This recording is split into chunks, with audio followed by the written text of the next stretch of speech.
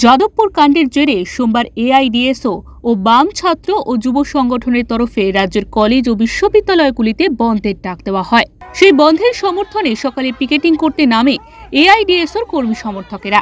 সেই সময় বাঘাযতীন পার্কের কাছে উত্তরবঙ্গ বিশ্ববিদ্যালয়ের একটি বাসকে আটকে বিক্ষোভ দেখাতে শুরু করে এআইডিএসওর কর্মী সমর্থকেরা।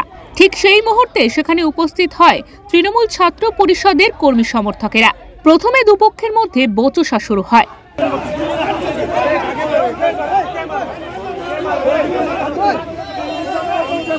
এমনি যানবাহনে কোনো বাধা সৃষ্টি করা হচ্ছে না। আমরা ছাত্রদেরকে শুধু আবেদন রাখছি, তাদের বিবেকের কাছে আবেদন রাখছি যে একজন আন্দোলনরত ছাত্রকে এইভাবে যদি পিছিয়ে দেওয়া যায় তাহলে আজকে আমাদের তো বলার কোনো অধিকারই থাকবে না।